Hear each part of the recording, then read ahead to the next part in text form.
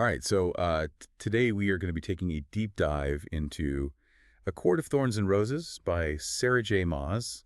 All right. This is a really exciting one for me. Me too. It's got a little bit of everything, right? We got some fairy lore, Yes. a little bit of romance, and even some danger in there. Definitely.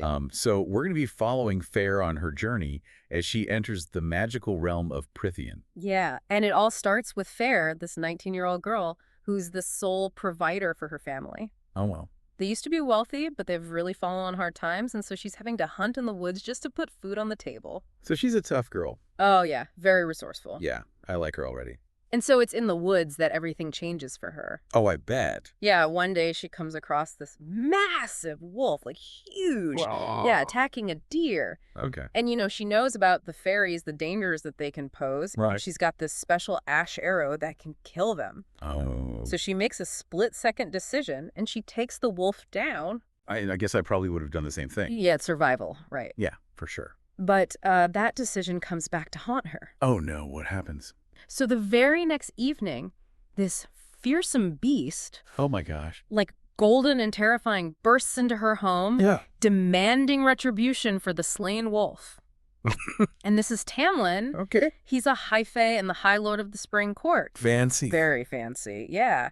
And so he reveals that the wolf was one of his own and offers Feyre a choice, death or life in Prythian as his prisoner. Wow. So she's taken from her family. Yeah. And brought into this completely different world. Right. I mean, what's her first impression of Prythian when she gets there? Well, I mean, she's obviously scared, right? Yeah. And resentful. Yeah. She's taken to this beautiful manor. Okay. But there's this underlying sense of unease, like something's not quite right. Yeah. Bet. And it doesn't help that everyone in the Spring Court is wearing these masks, They're concealing their features. Masks. That's so creepy. Yeah, a little bit. And they say it's because of this blight that's affecting them. The blight. What is that? Well, they don't really explain it too much at first, just that it's this affliction that's plaguing the Spring Court. Okay, so mysterious. Yes, very mysterious. And you quickly realize that there's more to it than meets the eye. Okay, so we got secrets here. Lots of secrets. I like it already. So Feyre's relationship with Tamlin, it's strained at first. I mean, how could it not be? He did kidnap her. Exactly. But as she spends time there, you start to see glimpses of his true nature. Really? Yeah, he encourages her art, he gives her books to read, and he even makes sure that her family is cared for back in the human realm. Okay, so maybe he's not so bad after all. Yeah, maybe not. And as they face these challenges together, this threat of the blight and all these creatures lurking around, Right. their connection starts to deepen, and there's this undeniable attraction between them. I mean, come on. A beautiful girl and a mysterious fairy lord. That's a classic. Right. Like Beauty and the Beast, but of course there are complications. Oh, I bet. What kind of complications? Well, remember that curse I mentioned? The one that's got everyone wearing masks? Yeah, that one. It's the reason Tamlin wears that mask, and it's directly tied to the blight that's affecting his court. So this blight, it's more than just some random illness. It's magical. Exactly, and it's connected to Tamlin somehow. That's crazy. Does Feyre know about this? Not yet, and it adds this whole other layer of complexity to their relationship, you know? Yeah, for sure. Like he's bound by this curse, he can't fully reveal himself or his true intentions. Wow, so much going on. It's a lot, and then there's this other high fae, Rysand. Oh, yeah, you mentioned him. Yeah, he's from the Night Court. Okay. And his visit to the Spring Court is unsettling, to say the least. Okay, I don't like him. I don't blame you, he gives off a very bad boy vibe. Yeah, exactly. And shortly after Rysand's visit, Tamlin decides to send Feyre back to the human realm. Really? Why? He thinks he's protecting her from something, but he doesn't really explain what. That's so frustrating. Right. Like he pushes her away even though they clearly have this connection. Yeah, and it shows how much fear he's carrying because of that curse. Right. He's limited in what he can do, what he can say. Wow, so sad. But the night before Feyre is supposed to leave, what happens? they finally give in to their feelings. Really? Yeah, and Tamlin even confesses his love for her. Oh, that's so sweet. It is, but Feyre doesn't say it back. Oh. She cares for him, but she's not ready to say those 3 little words. Okay, so that's going to be a problem later. You got it. It has major consequences for both of them, actually. I can only imagine. So Feyre goes back to the human world. Okay. Her family is safe, just like Tamlin promised. Oh, good. But she quickly realizes that she can't just go back to her normal life. Oh, I bet, after everything she's seen. Yeah, she can't shake the memories of Prythian or the feelings she has for Tamlin, even though they're so complicated. Right, it's not like she can just forget about all of that. And then her sister, Nesta, drops this bombshell. Uh-oh, what is it? Nesta reveals that she knows about the fairies, about Feyre's time with them. Oh, no. How does she know? We don't know yet, but it's clear that Nesta is more aware of the magical world than Feyre realized. Oh, wow. So now Feyre's got this secret that she has to keep from her family. Yeah, and it adds to the pressure she's feeling to return to Prythian. So she goes back. She does. She's overwhelmed with guilt and longing, She can't stay away. I get it. Prythian gets under your skin. It really does, and she decides she's going to fight alongside Tamlin against this blight. So brave. Yeah, but when she gets there, things have taken a very dark turn. Oh, no. What happened? The manor is in ruins. What? Yeah, gone is all the beauty and vibrancy that she remembers. I wonder what happened. And the only one there to greet her is Alice, her lady-in-waiting. Okay. And what Alice reveals is chilling. I don't like the sound of this.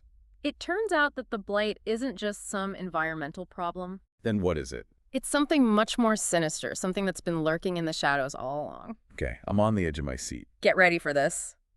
The blight, as they call it, is actually Amarantha, Wait, what? the cruel High Queen of Prythian. So the blight is a person. Yep, she's the real villain of the story, and she's taken over Prythian by force. Oh my gosh, this changes everything. It really does. Both Tamlin and Lucien are her captives. Wow, so all this time they've been talking about the blight, they've been talking about this evil queen? Yeah, and it turns out that Amarantha is the one who cursed Tamlin. Really? That's messed up. Yeah, it is, and the curse prevented the fairies from revealing the truth about Amarantha to Feyre, Oh, that makes sense. So they had to use this blight cover story. That's so devious. It explains why everything felt so off in the spring court. Right, like something was just not right. Yeah, for sure. So Feyre's devastated when she hears all this. Yeah, I bet, but I bet she's also ready to fight. You know her well. She's determined to save Tamlin and Lucien. Of course. But then Alice reveals something else. There was a way to break the curse before Amarantha took over. Really? What was it? A human woman who hated fairies had to declare her love for Tamlin. Oh no, Feyre never said those words. Exactly. She went back to the human world without ever telling him she loved him. Oh man, poor Tamlin. He was walking around with this ticking time bomb and he didn't even know it. Yeah, it's pretty tragic, but now that Feyre knows the truth, she has a choice to make. Does she try to save them? Or does she turn back and leave them to their fate? It's a tough decision. Knowing Feyre, I think I know what she's going to do. I think so too, but we'll have to wait and see what happens next. All right, well, we're going to have to leave it there for now, but we'll pick up this incredible story in the next part of our deep dive. Yeah. Okay, so where did we leave off? Right. Feyre is faced with this impossible choice. Does she rescue Tamlin and Lucien? Or does she just, abandon them? Right. Tough spot.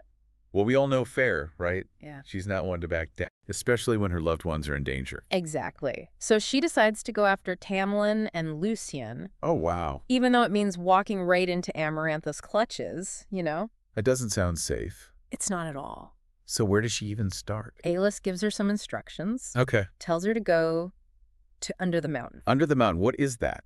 It's essentially Amarantha's stronghold.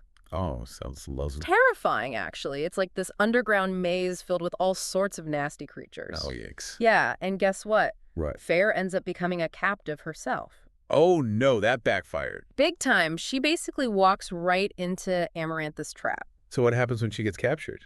Amarantha being, the cruel queen that she is. Right. She starts to toy with Feyre, Oh, no. like a cat with a mouse, Yeah, I get it. before going in for the kill. So what does she do? She gives Feyre a choice, right? Okay. Complete 3 tasks Okay. or solve a riddle. Classic fairy tale stuff. I know, right? And if she does it, Tamlin goes free.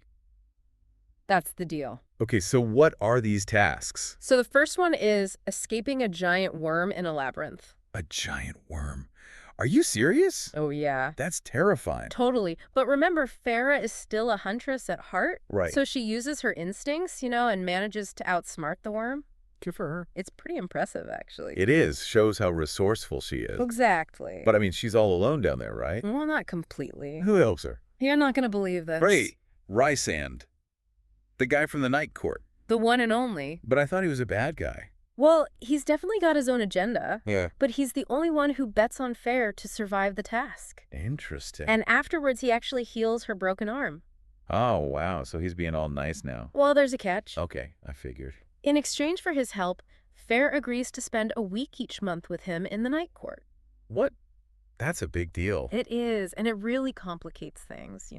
Yeah, like, is he really trying to help her? Or is he just playing another game? Right, because we still don't really know what his motives are. Exactly. That's what makes Rysand such an intriguing character. Yeah, I guess so. You never quite know what he's thinking. All right, well, we got one task down. What's the next one? Okay, so the second task involves this puzzle, right? Okay. And it's life or death.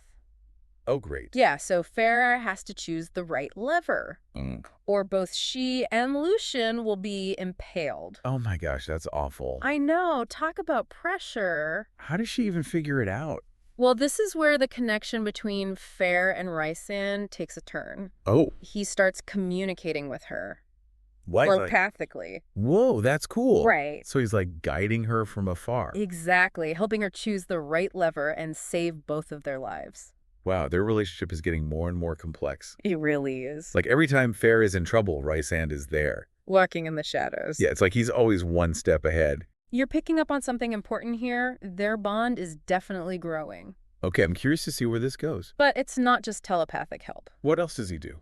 Back in the mountain Rysand. Under the mountain, Rysand starts using Feyre as his escort at these parties that Amarantha throws. Oh, wow, that's bold. Right. And it really ticks Tamlin off. Oh, I bet. So you can see how all of this adds to the tension, right? Yeah, definitely. Okay, so 2 tasks down, 1 to go. What's the final task? This has got to be a big one. You're right to be apprehensive. This last one is the most emotionally challenging.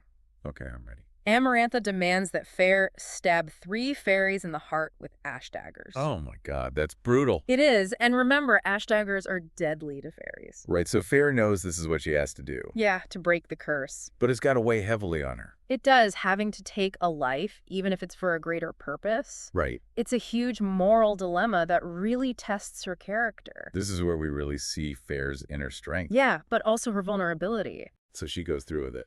She does, but there's a horrifying twist. Oh. The 3rd fairy she's forced to stab, Yeah. it turns out to be Tamlin. No way. Yeah, Amarantha tricks her. Oh my god, that's awful. So now Feyre is faced with this impossible choice, Does she kill him? Does she refuse and risk everything? Oh, I can't imagine what that must have been like for her. It's a truly heartbreaking moment.